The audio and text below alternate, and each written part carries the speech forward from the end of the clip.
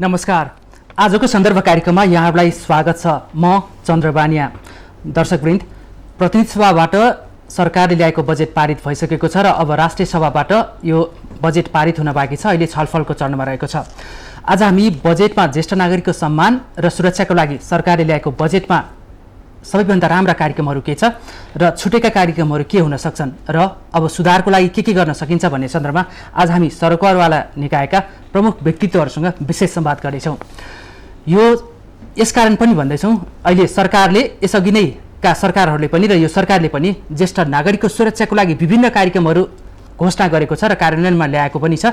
तर कार्यान्वयनको प्रक्रिया भने प्रभावकारी हुन नसकेको अवस्था देखिन्छ। जस्तै यातायातमा दिएको छुट, स्वास्थ्य उपचारमा दिएको छुट, यी लगायत धेरै व्यवस्थाहरू छन् जसले सरकारले घोषणा गरेर पनि प्रभावकारी कार्यान्वयन हुन नसक्दा ज्येष्ठ नागरिकहरू कहिले धरनामा बस्न बाध्य छन् भने कहिले जुलुस गर्न बाध्य छन्। यिनीहरूलाई देशको सम्पत्ति भने तापनि यथोचित रूपमा सम्मान हुन नसकेको हो कि भन्ने गुनासोहरू पनि आइरहेको अवस्था छ। यसै सन्दर्भमा अब के हुनुपर्छ र सरकार कसरी अगाडि बढ्नुपर्छ भन्ने सन्दर्भमा केन्द्रित भएर कुराकानी गर्न आज हामीसँग महिला बालबालिका तथा ज्येष्ठ नागरिक मन्त्री पार्वत गुरुङ, नेपाल सरकारका पूर्व सचिव कृष्णहरि बास्कोटा र ज्येष्ठ नागरिक समाजका अध्यक्ष एवं वरिष्ठ कलाकार मदन दास श्रेष्ठ आज हामीसँग हुनुहुन्छ। यहाँहरू तीनैजनालाई स्वागत छ। म सबैभन्दा पहिला पूर्व सचिवबाटै सुरु गर्न चाहन्छु। अब सरकारले बजेट ल्याएको छ। यो बजेटमा ज्येष्ठ नागरिकको सम्मान र सुरक्षाको लागि राम्रा कार्यक्रमहरू त्यस्तो केही देख्नु भएको छ तपाईँले?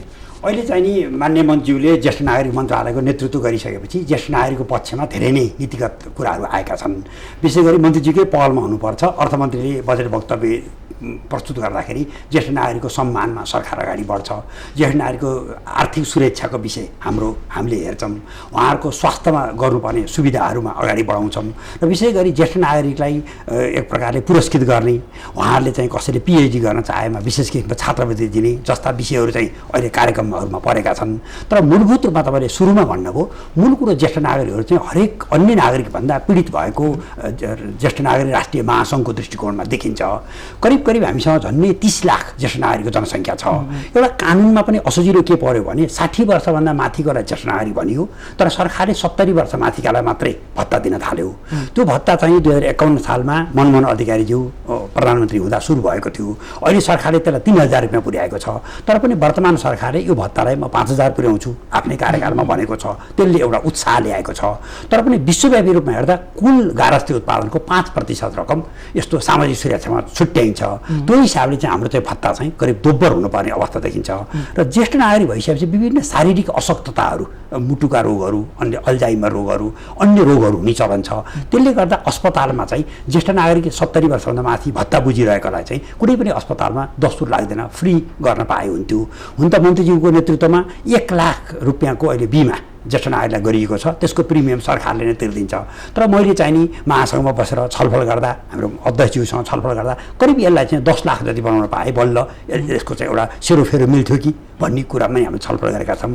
र नेपालमा चाहिँ विभिन्न विशिष्टीकृत अस्पताल छन्, तर ज्येष्ठ नागरिक सम्बन्धी रोग भएको चाहिँ जिआरटीको वार्ड त हामीले ठाउँ ठाउँमा स्थापना गर्न थालेका छौँ। तर यसको छुट्टै अस्पताल खडा गर्ने, अरू नभए पनि प्रदेश स्तरमा कमसेकम 100 बेडका अस्पतालहरू 7 वटा प्रदेशमा बनाउन पाए पनि ज्येष्ठ नागरिकको सङ्ख्या विश्वमै 3% दरले बढिरहेको छ। अहिले झट्ट हेर्दा आउने सन् 2025 सनमा नेपालमै पनि ज्येष्ठ नागरिकको प्रतिशत 12% होला जस्तो अवस्था देखिएको छ। अहिले नेपालीको औषध आयु नै 69 अवस्था हो। मैले पूर्व सचिवज्यूलाई सोधेको चाहिँ सरकारले ल्याएको बजेटमा उल्लेख्य ज्येष्ठ नागरिकको सम्मान र सुरक्षाको लागि, सामाजिक सुरक्षाको लागि चाहिँ उल्लेख्य र नयाँ कार्यक्रमहरू चाहिँ के पाउनुभयो? मूल कुरो त्यही नै हो। अहिले त सरकारको यो बजेटमा मात्रै होइन, लगातार बजेटमा र ऐन नै सरकारले ल्याइदिएको छ। मूल कुरो त पहिला संविधानमा नै ज्येष्ठ नागरिकको चाहिँ एउटा सुरक्षाको कुरो मौलिक हकमै परेको छ। ऐनमा पनि प्रष्ट वाक्यमा भनिएको छ ज्येष्ठ नागरिकलाई सम्मान पाउने हक हुनेछ, उनको सहायताको निम्ति छुट्टै विशेष कोषको व्यवस्था गरिनेछ भनेर ऐनमा पनि भनिएको छ हैन त। यी ऐनमा भएको, संविधानमा भएको व्यवस्था अनुसार काम त भइ नै रहेको छ। तर पनि जस्तो कोभिड-19 को चाहिँ जुन एउटा प्रकोप देखा पर्यो, हामीले महासङ्घबाट के भन्यौँ भने सबै पालिकाहरूले कमसेकम ज्येष्ठ नागरिकलाई घर घरमा सेनिटाइजर, मास्क, एउटा चाहिँ हात धुने साबन, पन्जा, एउटा बाल्टिन, केही चाहिँ सिटामोल, केही भिटामिन बी कम्प्लेक्सहरू के दिनुपर्छ हैन त, केही चाहिँ चिजहरू उहाँलाई दिउँ भनिएको थियो। र यो प्रदेश सरकार र पालिकाहरूले चाहिँ वृद्ध आश्रमको आश्रमहरूको व्यवस्था गरिदिने होइन, आरोग्य आश्रम बनाउने, उहाँहरूलाई योगहरू गर्न चाहिँ सिकाउने। अर्को महत्त्वपूर्ण कुरो शिक्षा क्षेत्रमा पनि ज्येष्ठ नागरिकले केही अध्ययन गर्न चाहनुभयो भने उहाँलाई छात्रवृत्ति दिने जस्ता कुराहरू चाहिँ अझै गर्न बाँकी छ। हजुर, म बास्कोटा सरसँग फेरि आउँछु। मदन दास सर, अब तपाईँ कलाकार क्षेत्रमा पनि हुनुहुन्छ, ज्येष्ठ नागरिकको समाजको अध्यक्ष नै पनि हुनुहुन्छ। अहिले उहाँले भनेकोमा बाहेक चाहिँ सरकारले ल्याएको राम्रो काम त छँदैछ होइन, त्यसमा बाहेक चाहिँ तपाईँहरूको विभिन्न समय क्रममा भएको मागलाई सम्बोधन गरेको छ कि छैन, के छुट्यो भन्नेमा चाहिँ तपाईँको विचार के? अब अहिले जस्तै अब सरकारले यो बजेटमा यो ज्येष्ठ नागरिकहरूको जुन सञ्चालित आश्रमहरू छ र डे केयर सेन्टर छ, यसलाई व्यवस्थित गरेर सरकारले कतिपय यो आश्रमहरू त कतिपय भने नाम मात्र आश्रमको रूपमा पनि सञ्चालन भइरहेछ। कतिपय मानिसहरू के भने यसलाई व्यापार देखाएर खाने बाटो पनि कतिपय छ। तर अब यसलाई हामीले भर्खरै हेटौडामा हामीले यो नेपाल अधिराज्यभरमा सञ्चालित भएको वृद्ध आश्रम र दिवा सेवा केन्द्रको बृहत सम्मेलन गऱ्यौँ। त्यो सम्मेलनमा हाम्रो पूर्व सचिव कृष्णहरि बास्कोटाजीले के अरे एउटा पेपर प्रेजेन्टेसन पनि गर्नुभएको थियो। त्यसैको आधारमा अहिले बजेट भाषणमा सम्बोधन पनि भएको छ कि यसलाई व्यवस्थित गरेर यो दिवा सेवा केन्द्र र आश्रमलाई व्यवस्थित गर्ने भनेर अर्थमन्त्रीले बजेटमा समावेश गरेका छ। त्यो एउटा राम्रो पक्ष भयो। अब अर्को जहाँसम्म सामाजिक सुरक्षा भत्ताको कुराहरू छ, अब त्यसको लागि हामीले ज्येष्ठ नागरिक मन्त्रालयका मन्त्रीज्यू यहीँ हुनुहुन्छ। सामाजिक सुरक्षा भत्ता चाहिँ तपाईँको 70 वर्ष क्रस गरेपछि यिनीहरूले पाउने त छँदैछ। अब 60 देखि 69 वर्षका ज्येष्ठ नागरिकहरू पनि उनीहरू पनि त समस्यामा छन् अहिले यो कोरोनाको महामारी उसमा।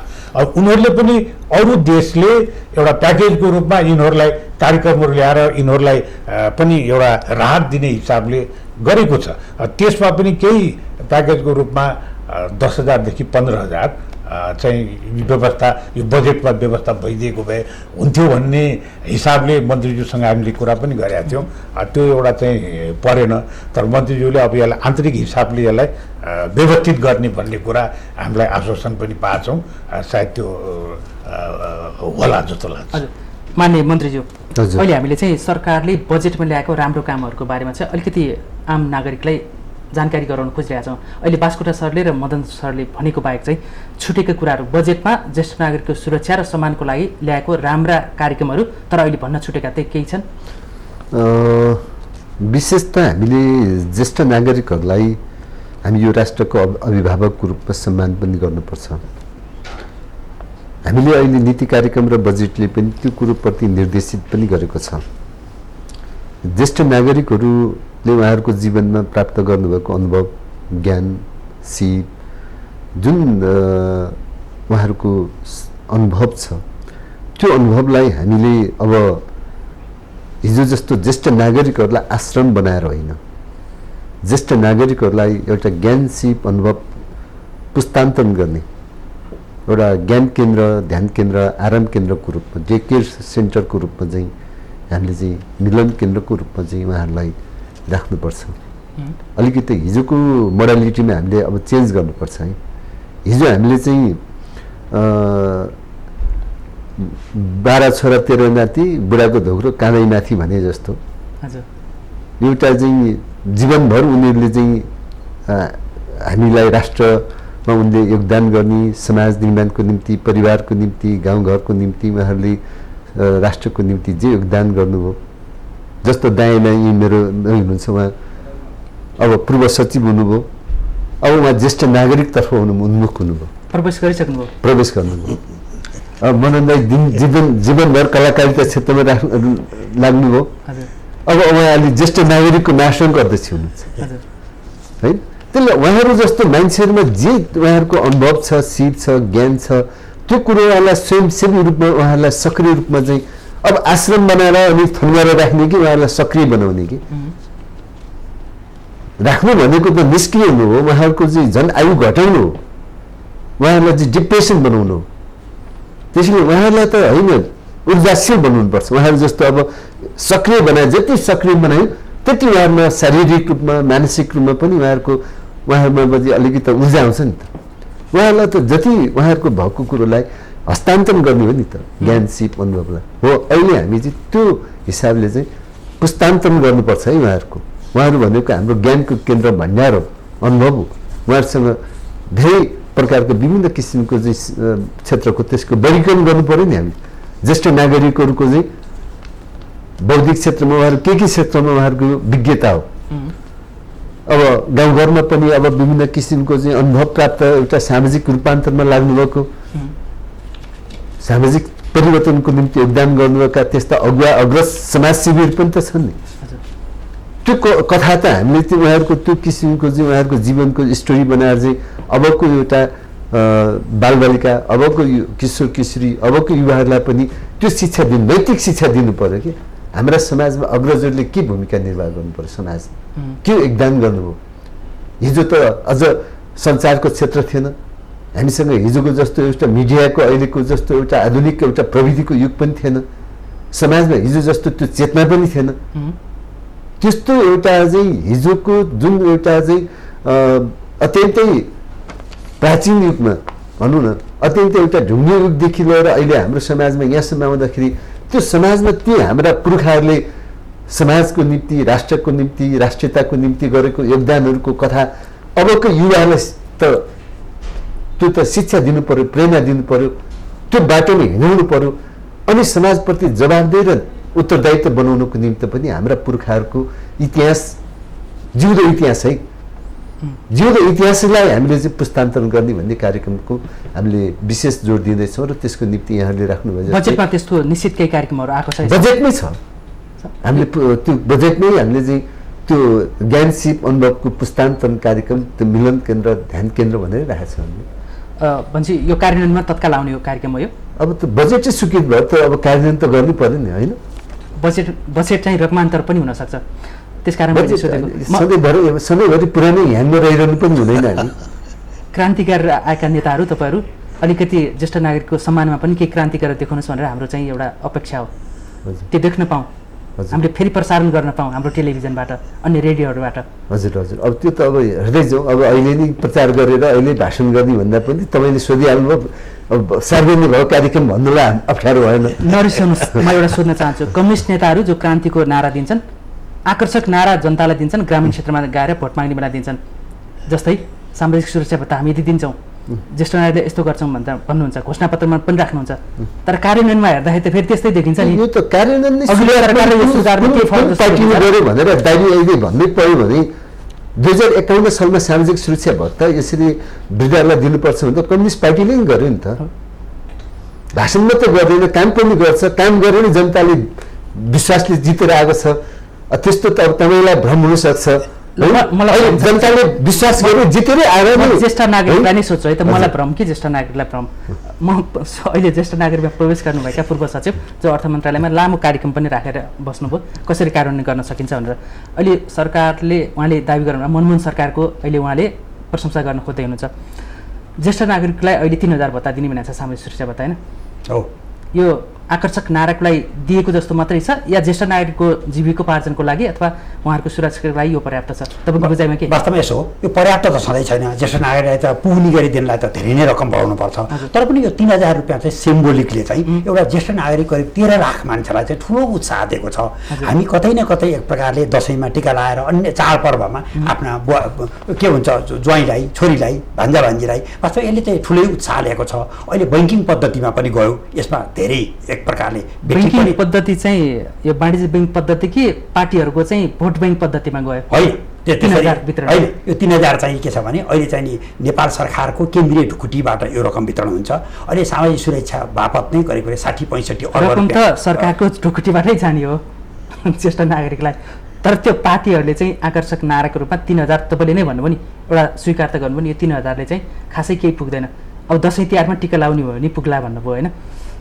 यो चाहिँ यसलाई केही वृद्धि गर्नुपर्छ कि भन्ने मेरो आशा यसमा यसो चन्द्रजी मैले अहिले प्रश्न पारेँ 3000 रुपियाँको सकारात्मक सोच समाजमा ठुलो छ यसको असर यसमा कुनै दुविधा नै छैन तर वर्तमान सरकारले नै हाम्रो कार्यकालमा हामी 5000 रुपियाँ पुर्याउँछौँ भनेर एउटा उत्साह आएको छ त्यो बढ्नै पर्छ र मूल कुरो अहिले कस्तो भने यो कोभिड-19 जुन असजिलो स्थिति आयो नि त्यसमा चाहिँ मैले अध्ययन गर्दा भारत सरकारले चाहिँ 1000 आइसी चाहिँ सबै ज्येष्ठ नागरिकलाई दियो अर्जेन्टिनाले $47 दिएको छ युक्रेनले $35 दिएको छ यस्तै Colombia Singapore Tunisia Turkey Guatemala Kenya Bolivia इराकले भने केही न केही सुविधा ज्येष्ठ नागरिकलाई दिएका छन् यो केही चाहिँ कोस्टारिका मेक्सिको पेरू दक्षिण अफ्रिकाले चाहिँ एडभान्स 1 महिनाको चाहिँ सामाजिक सुरक्षा भत्ता दिए यो ब्राजिल उज्बेकिस्तान कोलम्बिया इन्डोनेसिया जस्ताले चाहिँ भत्तै वृद्धि गरिदिए यो ऋण माफी धाराबत्तीको पैसा ज्येष्ठ नागरिकलाई माफी गरिदिने चाहिँ स्पेन बोलिभिया एल साल्भाडोर छन् भने ज्येष्ठ नागरिकले गर्नुपर्ने कामको समय आइएलओले भनेको 40 घण्टामा केही कम गरिदिने न्युजिल्यान्ड छन् जुन अहिले मन्त्रीज्यूले भनेको चाहिँ ज्येष्ठ नागरिकलाई काहीँ वृद्धाश्रममा थन्क्याउने भन्दा पनि उनको क्षमता प्रयोग गर्नको निमित्त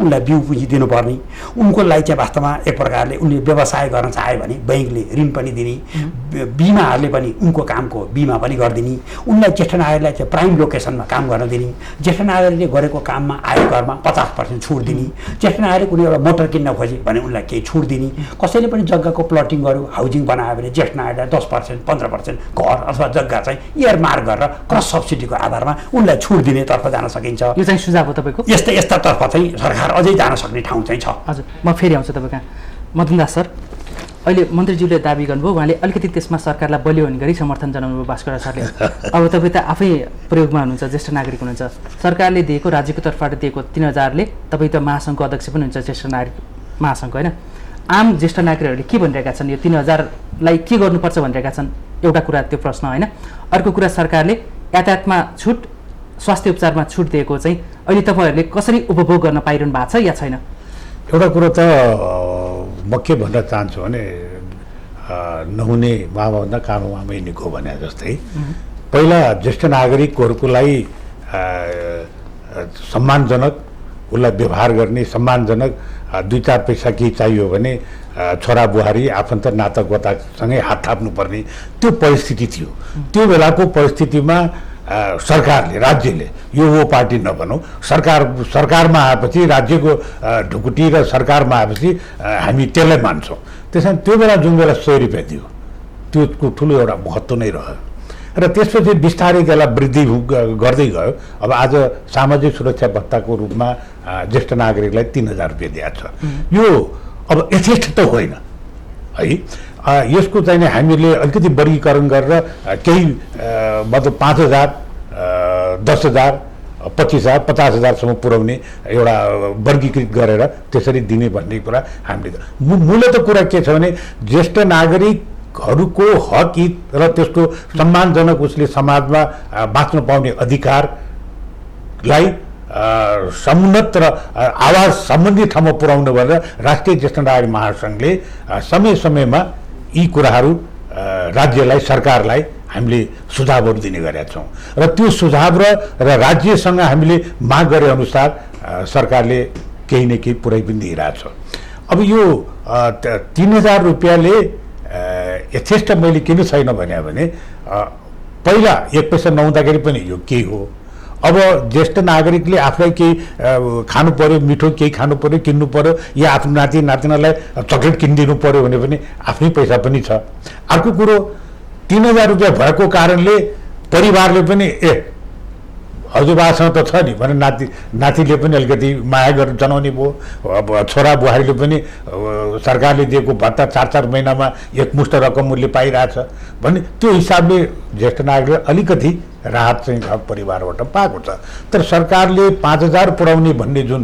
त्यो पहिला कुरा छ त्यसलाई अब बिस्तारै पुर्याउने भन्ने सरकारबाट पनि आश्वासन आज मन्त्रीज्यू यहीँ हुनुहुन्छ अब अर्को स्वास्थ्य जुन अघि स्वास्थ्यको लागि पनि सरकारले यो ज्येष्ठ नागरिक स्वास्थ्य बिमा भनेर 1 लाख रुपियाँले सुरुवात गरेको छ त्यसमा चाहिँ धेरै जस्तो जिल्लामा लागू पनि भइसकेको छ 1 लाख रुपियाँ ज्येष्ठ नागरिकको लागि प्रिमियम उनीहरूले पनि तिर्दिने सरकारले नै त्यो 1 लाख रुपियाँको बाट उसले उपचार गर्छ तर त्यो यथेष्ट छैन रोग अहिले अस्पतालको सबै व्यावसायिक रूपमा अस्पतालहरू सञ्चालन भएको छ। सरकारले चलाइराखेको अस्पतालमा ज्येष्ठ नागरिकले त्यो सुविधा पाउनु त सम्भवै छैन अहिले। अब जेराइटिक वार्डको पनि कुरा आयो अहिले, स्पेसल ज्येष्ठ नागरिकहरूलाई अलग्गै स्वास्थ्य उपचार गर्ने जेराइटिक वार्ड अब वीर हस्पिटलमा छ, पाटन हस्पिटलमा छ, पोखरामा छ।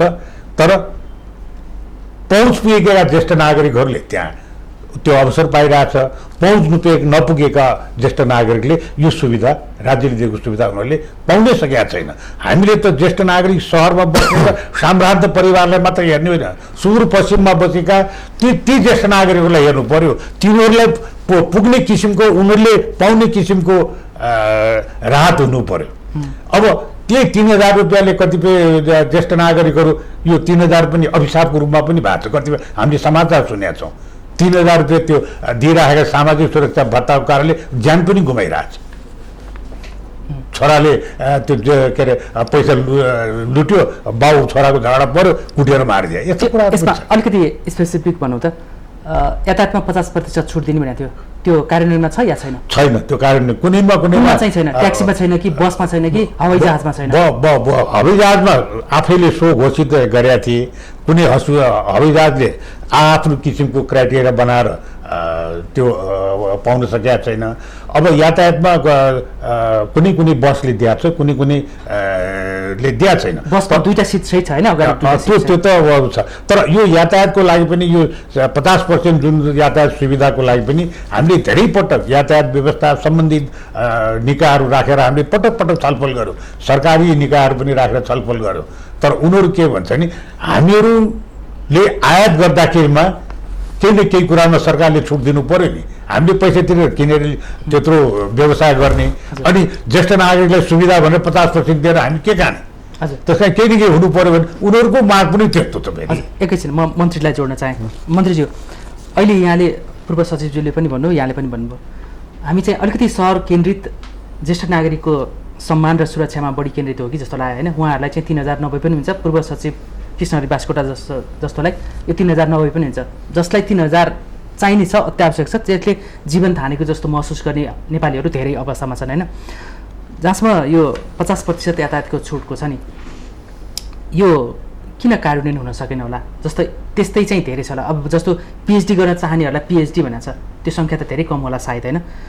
न्यूनतम रूपमा चाहिँ जो यो सिनियर सिटिजनहरू जस्तो अब ब्याङ्कमा जान चाहलान्, स्वास्थ्य उपचारको लागि जान चाहलान्, आफन्तकोमा जान चाहलान् होइन, सामान्य यातायातमा पनि घोषणा गरेको कार्यक्रम किन कार्यान्वयन हुन सकेन होला? ठिक छ चन्द्रजी, अब पहिलो कुरो त यहाँको आजको अलि प्रस्तुति हेर्दाखेरि चाहिँ सरकारको विरोध किन भएनन् मान्छेले भन्ने लाइनबाट तपाईँको चिन्तन अलिकति त्यो खालकोबाट तपाईँको सोचाइ अलिक विकास भएको देखिन्छ। तर अब म के भन्छु भने हामी मिडियाले सरकारको विरोधै गर्नुपर्छ भन्ने मिडियाको मिसन हो भने त्यो अर्को कुरा हो। मेरो प्रश्नले सरकारको विरोध गरे मतलब सरकारको विरोध भइदिए राम्रो हुन्थ्यो भन्ने खालको कामना अहिले मिडियामा बढी देखिन्छ नि। मैले त्यो कामना गरेँ, उहाँले भन्नुभयो यातायातमा नागरिक हो, अबको पहल के हुनुपर्छ भन्ने हो मेरो आशय। त्यसले पहिलो कुरो तपाईँले के बुझ्नुहोस् भने यो ज्येष्ठ नागरिकहरूलाई अहिलेको हामीले सुविधा सरकारले किन दिइरहेको छ, सरकारले 51 सालमा किन सुरुवात गर्यो भन्ने कुरोको पृष्ठभूमि फर्केर हेर्दाखेरि समाजमा ज्येष्ठ नागरिकहरूप्रति दुर्व्यवहार गर्ने चलन छ, हेला गर्ने चलन छ, समाजप्रति उनीहरूलाई चाहिँ चिठी दूर गर्ने छ। त्यो नगरौँ, ज्येष्ठ नागरिकहरूलाई पनि कमसेकम उनीहरूको पनि वार्षिक रूपमा महिनारी के भत्ता आउँछ, उनीहरूलाई सामाजिक राज्यले दिएको छ भनेपछि उनीहरूप्रति सद्भाव समाज परिवारले पनि माया गरून् भन्ने उद्देश्यबाट दिने हो। यो अब हामी त गरिब देश नै हो नि त, गरिब देशबाट अब अहिले चाहिँ जे होस् जेमा पनि अब पत्रकारहरू के चाहन्छ भने सबै राज्य जे होस् सबै कुरो दियोस् भन्ने चाहन्छ। हामी त नागरिक हो नि त, हामी पनि त राज्य हो नि त। तर हाम्रो सुझाव एउटा कुरो के हो त भन्दा बाँडेर होइन, त्यो परिवारलाई नै जिम्मेवार बनाउन कसरी अर्को समाजमा केही अपवादमा के त्यस्तो अप्रिय घटनाहरू छन्, स्वयं हामीले धेरै समाजमा त्यस्ता अप्रिय घटनाहरू पनि हामीले देखिरहेका छौँ नि। अब एउटा चाहिँ समाजमा एउटा बाउले छोरीलाई गर्भवती बनाएको पनि हामी घटना त देखिरहेका छौँ नि। कुनै त्यस्तो किसिमको समाजमा आपराधिक मनस्थितिको घटनाहरूलाई हामी तस्बिरमा राखेर मात्रै समाजप्रति हामीले चित्रण गर्ने र त्यही अनुसारको प्रचार गर्ने हाम्रो शैलीले पनि हाम्रो समाजलाई कतै विकृत बनाइरहेको हुँदैन। एउटा हामी जिम्मेवार पनि हुनुपर्छ। त्यसैले समाजमा कतिपय आफ्नो बुवाआमालाई एउटा सम्मान गर्ने छोराछोरी पनि हुन्छन्, कतिपय बाबुआमालाई हत्या गर्ने पनि त देखिया छ नि, होइन? त्यो विकृत पाटो भयो त्यो। विकृत पाटो छ। हामीले मिडियाले के बुझ्नु पर्यो भने सरकार कतातिर जानेछ, सरकारले के रणनीति लिएर छ। यो कम्युनिस्ट पार्टीले लिने छुट्टै अनि अर्को सरकारले लिने छुट्टै। तपाईँहरूको दिमागमा चाहिँ अब कम्युनिस्ट पार्टीले लिने चाहिँ भनेपछि चाहिँ क्रान्तिको मात्रै कुरो छ, नारा मात्रै। नेपालमा दावा गर्छु यी सबै सामाजिक रूपान्तरको कुरो कम्युनिस्ट पार्टीले नै सुरुवात गर्यो, अर्को कुन पार्टीले गर्यो? तपाईँले 1, 2, 3 भनेर तपाईँले भनिदिनुहोस्, म त्यसप्रति म सम्मान गर्न सक्छु। सुरुवात कसले गर्यो? सुरुवात गरेकै कुरो मन पराउनु सकेन, मन पराएको आम नागरिकले मन पराएको दिमागमा त्यो नेगेटिभ छ भने त मान्छेलाई त त्यो त हामी भन्न सक्दैनौँ। रिसाउनु भयो क्या होइन, रिसाएको भन्दाखेरि मिडियाका मान्छेहरू चिन्तन क्लियर हुनु पर्यो, दृष्टिकोण क्लियर हुनु पर्यो, होइन? समाजमा चाहिँ कम्युनिस्ट पार्टीप्रति नै अनि त्यहाँबाट फोबिया भएर हामी बसेका छौँ भने त तपाईँसँग हामी कसरी कुराकानी गर्न सक्छौँ भन्ने कुरो पनि हुन्छ। हामी पोजिटिभ वेमै कुराकानी गरेका छौँ। अहिले मदन दास श्रेष्ठ सरले भनेको पहिलो कुरो तपाईँहरू क्लियर बन्नु पर्यो। यथार्थको 50%को जवाफ पाउन मन्त्रीज्यू, अरूमा जानै परेन। अरू त 3000 राम्रो कुरा भनेकै छ। पोजिटिभ यसमा कतिपय कुरो त यो विवेकको कुरो, मानवीयताको कुरो। कुनै यातायातले त्यो कारलाई छुट दिएको छ, कसैले छुट दिँदैन। निजी क्षेत्र हो, निजी क्षेत्रलाई हामीले नियन्त्रण गर्न कुरो पनि छ। उहाँले यातायात व्यवसाय महासङ्घसँग कुरो गर्नुभयो, बस्नुभयो, छलफल गर्नुभयो, होइन? त्यो त हामीले पनि त्यो कुरो गर्छौँ। कतिपय कुरो अब त्यो कारको कहीँ स्वास्थ्यले छुट दिएको हुनसक्छ। अघि नै उहाँले भन्नुभयो पहुँचवालाले बस्नु पक्ष हो, हामीमा यो विकृति छ, होइन?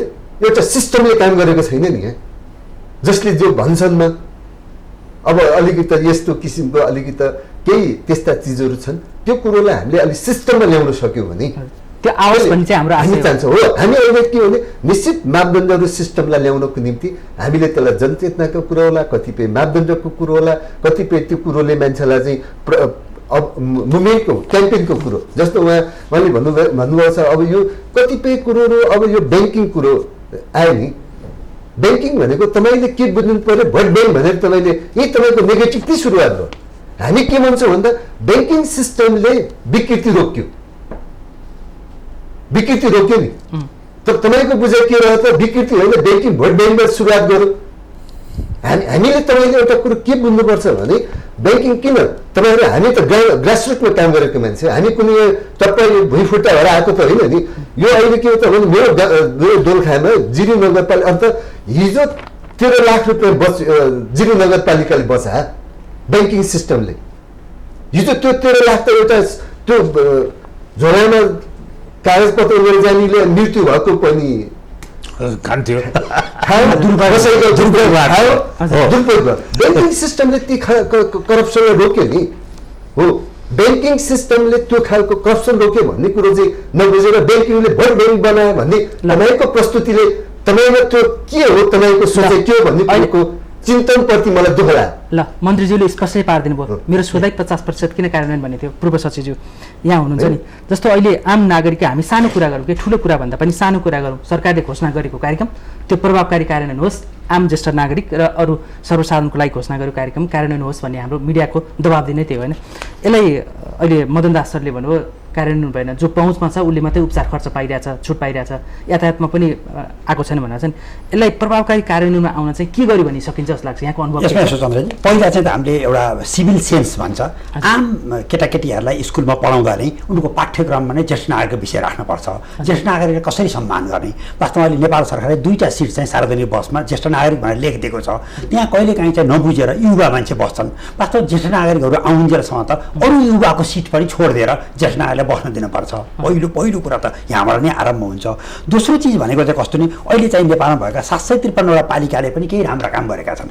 ज्येष्ठ नागरिकलाई कसैले परिचय पत्र दिएका छन्, कसैले आफ्नो स्थानीय यातायातमा पूर्ण रूपमा छुट दिएका छन्, कसैले सिरक बाँडेका छन्, कसैले थर्मस दिएका छन्, कसैले लौरो दिएका छन्, कसैले टर्च लाइट, कसैले सम्मान पत्र, कसैले होलबडी चेक गरिदिने, कसैले चस्मा दिने, कसैले विदेश आन्तरिक भ्रमणमा लैजाने, कसैले कार्यक्रमको प्रमुख अतिथि बनाउने गरेका छन्।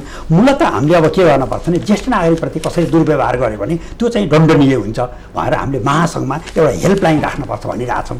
ज्येष्ठ नागरिकलाई किन परिवारले चाहिँ अहिले मन्त्रीज्यूले पनि त्यही जोड दिइरहनु भएको छ। वास्तव ज्येष्ठ नागरिक त आफ्नो परिवारभित्रै रहन चाहन्छ नि, ऊ त वृद्धाश्रममा जान चाहँदैन। यसले गर्दा हामीले काउन्सिलिङ गर्नुपर्ने र ज्येष्ठ नागरिकलाई स्याहार गर्नको निमित्त विशेष तालिमहरू चाहिन्छ, त्यो तालिमहरू दिनुपर्छ। र ज्येष्ठ नागरिक घरमा भयो भने हामीले चाहिँ नगरपालिकाहरूले आय करमा छुट दिन सक्नुहुन्छ। घरमा चाहिँ 5,000 रुपियाँ पर्छ कर भने ज्येष्ठ नागरिक भएको घरलाई चाहिँ म 4,000 लिन्छु अथवा म 2,500 छुट गरिदिन्छु भन्न सकिन्छ। यस्तोबाट पनि हामी जान मिल्छ। र मूल कुरो भनेको नि अहिले ज्येष्ठ नागरिक भनेको चाहिँ मान्य मन्त्रीले भन्नुभयो मुलुकका यी नीति हुन्, यीसँग अमूल्य ज्ञान सिप छ। राष्ट्र निर्माणको निमित्त उनको सिपलाई हामीले प्रयोग गर्नुपर्छ। मैले त सचिव हुँदाखेरि नेपाल सरकारलाई सल्लाह दिएको थिएँ, जति पनि भूपू सचिव, महानिर्देशक अथवा महत्त्वपूर्ण इन्जिनियर डाक्टरहरू हुन्छ उहाँहरूलाई चाहिँ नेपाल सरकारले एउटा चाहिँ आफ्नो परामर्शदात्रीको रूपमा राख्न सक्छ। त्यसबाट धेरै नै चिजहरू आउन सक्छ। अर्को घर व्यवहारमा पनि कस्तो हुन्छ भने एउटा हजुरबा भएपछि सबै छोराछोरीहरूलाई उसले एकै ठाउँमा राख्ने, नछुट्टिने, वास्तवमा सासू बुहारी, छोरा बुहारी, ज्वाइँ सबैको सन्तुलन मिलाइदिने काम, मध्यस्थको काम ज्येष्ठ नागरिकले गरेको हुन्छ। ज्येष्ठ नागरिकको घरमा भएपछि मान्छेमा एउटा अदब रहन्छ, बिहान निश्चित समयमा उठ्ने, निश्चित समयमा सबैजना सुत्ने, अनावश्यक हो हल्ला रेडियोहरू नबजाउने, यो ज्येष्ठ नागरिकको कारणले हुन्छ। ज्येष्ठ नागरिक भएको घर त भगवान् जस्तो, अन्यत्र मान्छे पनि त्यो फलाना बुवालाई भेट्न आएको, जेठा बुवालाई भेट्न आएको, हजुरबालाई भेट्न आएको भनेर छरछिमेकी अन्य नातागोताहरू पनि त्यही ज्येष्ठ नागरिकको निमित्त मान्छेहरू आइपुगेका हुन्छन्। उहाँ त एउटा हाम्रो माउरीको रानो भन्छौँ नि, माउरीको रानो जस्तै हो ज्येष्ठ नागरिक भनेको त। यो समाजलाई एकताबद्ध उहाँले गर्नुहुन्छ। कहिलेकाहीँ हामी जोस र होस भन्छौँ नि, हामी युवामा एक प्रकारले युवाहरूमा चाहिँ जोस भए पनि ज्येष्ठ नागरिकमा हुने होसले उहाँले मुलुकलाई चाहिँ आफ्नो पुरानो कुरा बताइदिन्छ। अहिले पनि त कहिलेकाहीँ नेपाल भारतको सम्बन्ध, नेपाल चिनको सम्बन्ध, अन्तर्राष्ट्रिय सम्बन्धमा ज्येष्ठ नागरिकहरूले पहिला पढ्न बसेका अनुभवको आधारमा कस्तो कस्तो कुरो बताउनु भएको छ। 90 सालको भैँचालो हुँदा के गरिएको थियो सरकारले भनेर अस्ति चाहिँ भनौँ 5 वर्ष अगाडि गएको मान्छेले बताइदिए।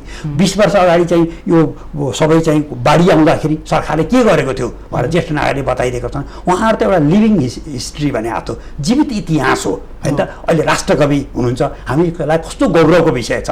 100 वर्षभन्दा बढी हुनुभयो।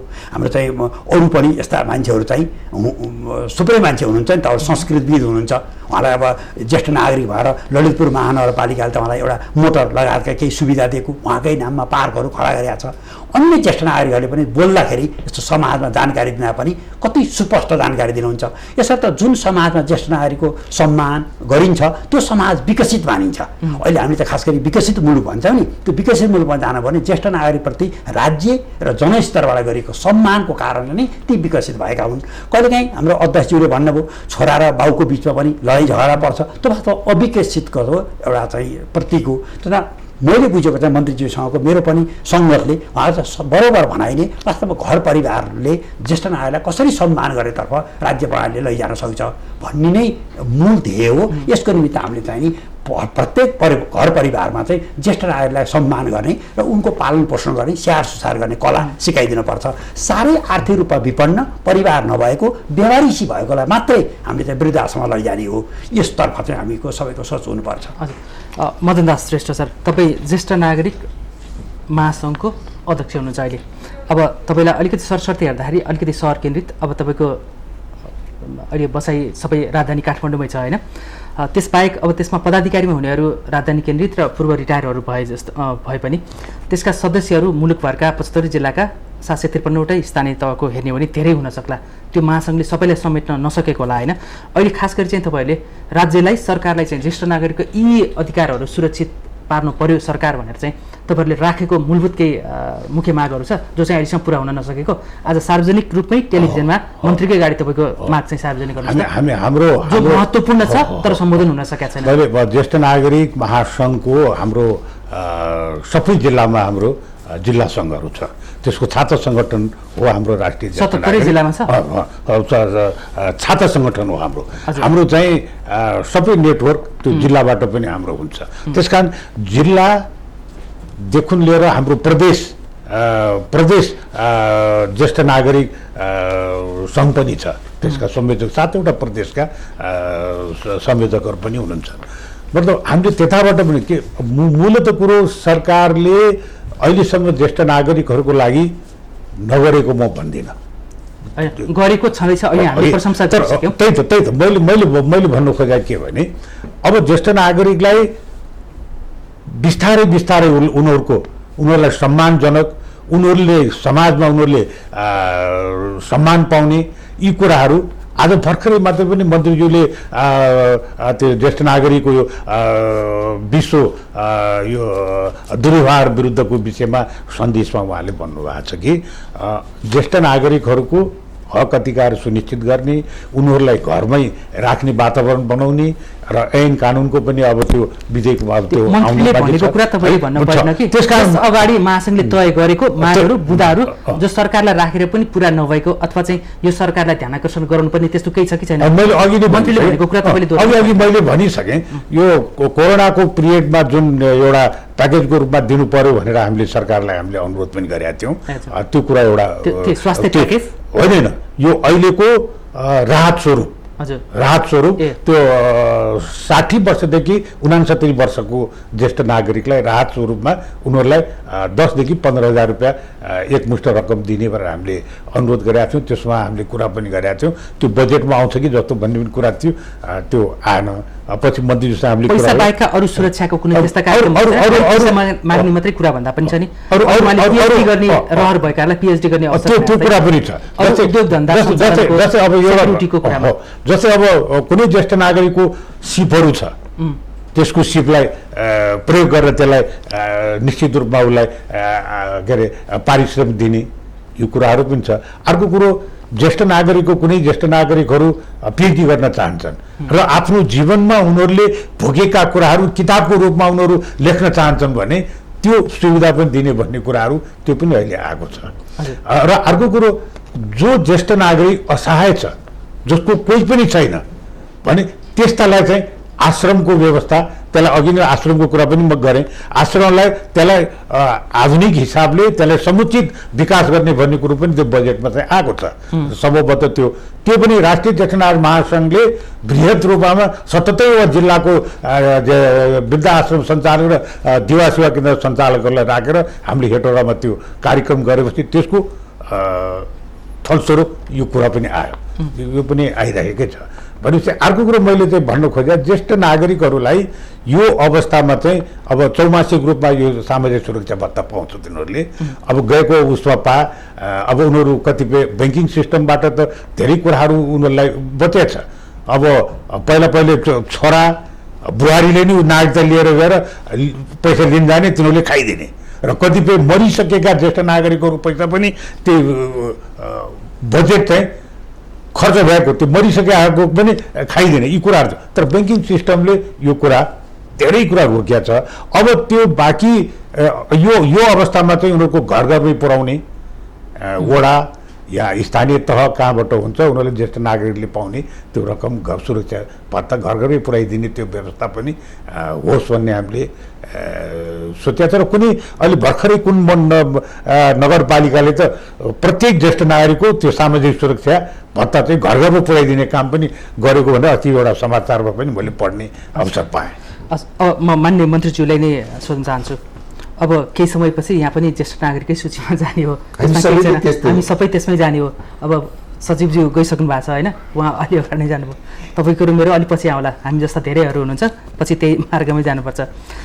अब तपाईँ क्रान्तिबाटै आउनुभएको, प्रत्यक्ष निर्वाचनबाट आउनुभएको छ, दोलखा जस्तो पहाडी जिल्लाबाट आउनुभएको छ होइन। आम नागरिकको घर घरमा मत माग्न जाँदाखेरि उनीहरूको अपेक्षा हुन्छ नि, त्यो अपेक्षालाई सम्बोधन गर्ने गरेर म यो बजेटमा, यो शक्तिशाली ओली सरकारको नेतृत्वमा बनेको बजेटमा चाहिँ ज्येष्ठ नागरिकको सुरक्षाको लागि यस्तो यस्तो कार्यक्रम राख्छु भनेको, तर पार्न नसकेको जस्तो कुनै छ त्यस्तो योजना जो आगामी दिनमा आउन सकोस्?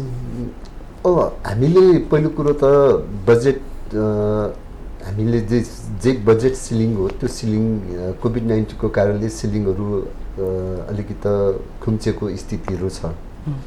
विश्व नै आर्थिक मन्दीको परिस्थिति र अहिले हामीले आर्थिक सङ्कट पनि बेहोर्दैछौँ। हामीले अहिले पहिलो कुरो त हामी निरोगी नेपालको एउटा चाहिँ अभियान पनि छ। पहिलो कुरो त स्वस्थ रहनु पर्यो, ज्येष्ठ नागरिक हुन्, हामी युवा हुन्, बालबालिका हुन्, किशोर किशोरी हुन्, हामी सबै कोभिड-19बाट हामी बस्न सक्नु पर्यो पहिलो कुरो। त्यसैले मलाई तपाईँले राख्नुभएको जे होस् विषयमा र अहिले ज्येष्ठ नागरिक महासङ्घको अध्यक्षज्यू हाम्रो अब पूर्व सचिवज्यू उहाँहरूले कतिपय राख्नुभएको मागहरू र जुन किसिमको ज्येष्ठ नागरिक महासङ्घले सरकारसँग चाहिँ ज्येष्ठ नागरिकहरूको हकितको निम्ति व्यवस्थापनको निम्ति जे माग गर्नुभएको छ, हामी त्यो सबै मागहरू क्रमशः बिस्तारै पुरा गर्दै जाने क्रममा पनि छौँ। सबै मागहरू हामीले अहिलेको यो सरकारमा हामीले नीति कार्यक्रम र बजेटमा हामीले नीतिगत रूपमा सबै कुरो ल्याउन सफल छौँ।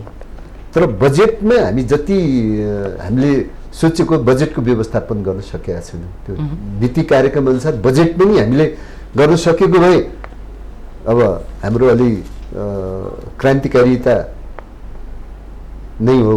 तर विचारमा दृष्टिकोणमा हाम्रो त्यस्तो होइन, बजेटको सीमितता छ। तर मेरो अहिले भनाइ के छ भने हाम्रो बजेटले कार्यक्रमलाई निर्धारण गर्ने होइन, कार्यक्रमले बजेटलाई निर्धारण गर्ने गर्नुपर्छ। हामी कहाँ चाहिँ बजेट भयो भने कार्यक्रम बनाउने अनि बजेट छैन भने कार्यक्रमै नबनाउने भन्ने हुन्छ नि। त्यसले हामी कहाँ चाहिँ नीतिगत रूपमा कार्यक्रमहरू छ, ज्येष्ठ नागरिकको प्रतिको सम्मान, उहाँहरूको हक अधिकारसँग व्यवस्थित उहाँहरूको यी सबै कुरोलाई पनि छ। हामीले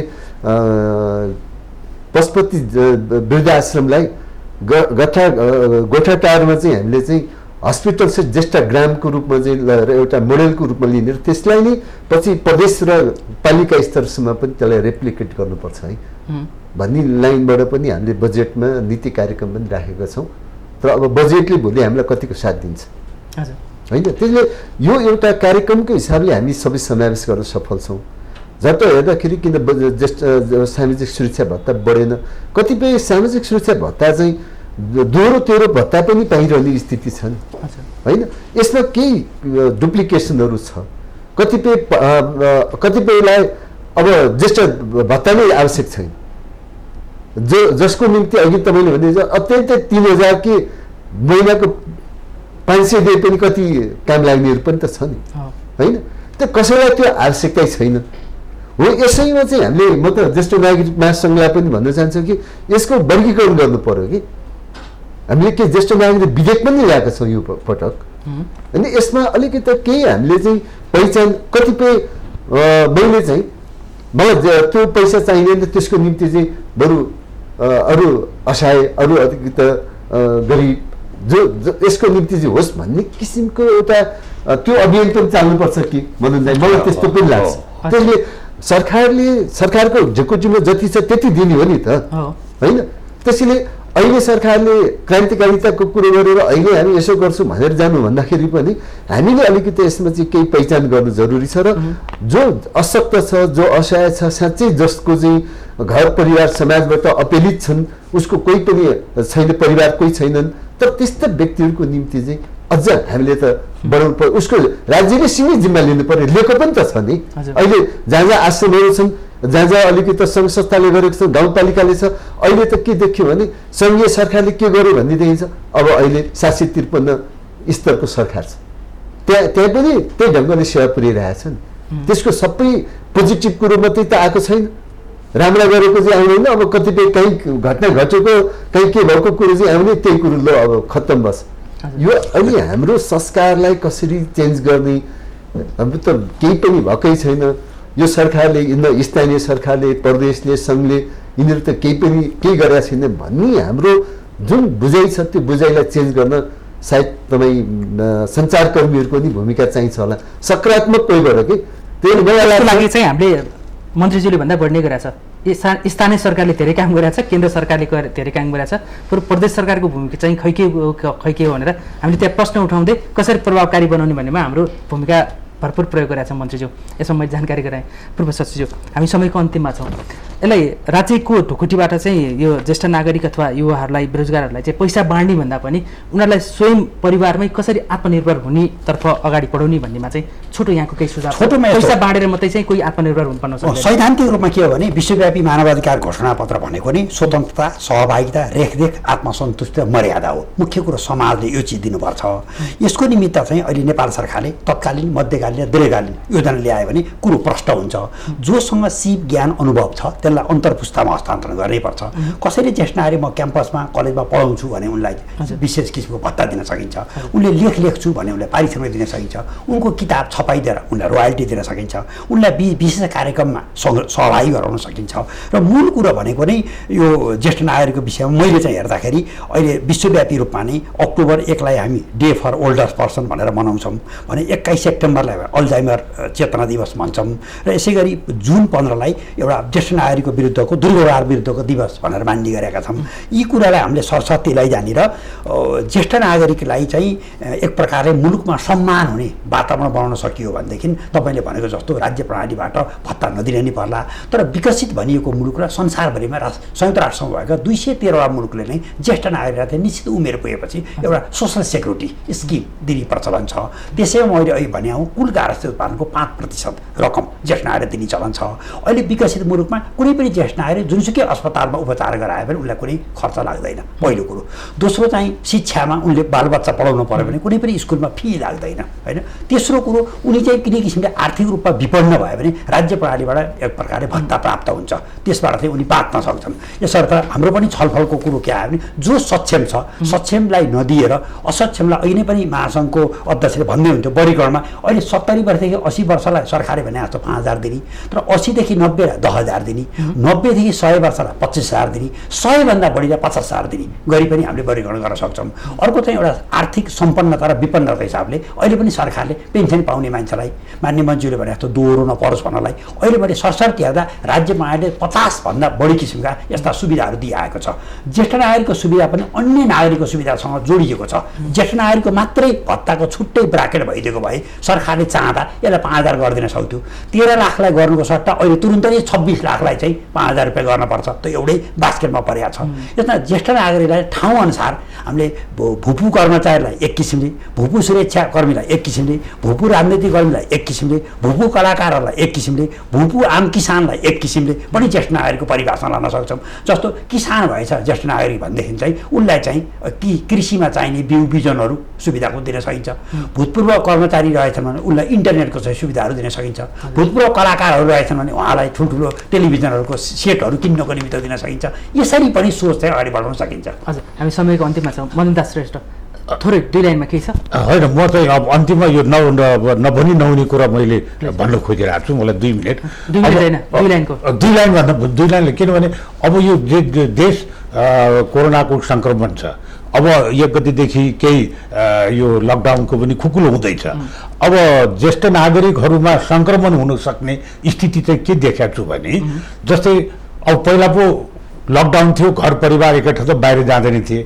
अब खुकुलो हुन थाल्यो, आंशिक रूपमा कल कारखाना अड्डा पनि खुल्ने भयो भनेपछि घरको मान्छेहरू त बाहिर जाने भए, बाहिर भित्र आवत जात हुने भए। आएपछि अब सङ्क्रमण चाहिँ ज्येष्ठ नागरिकले त्यो रोगबाट सङ्क्रमण भोग्नुपर्छ कि भयावह हुन्छ कि भन्ने त्यो सोच मलाई छ। सरकारको ध्यान आकर्षण गराएको त्यसमा मन्त्रीज्यू यही हुनुहुन्छ।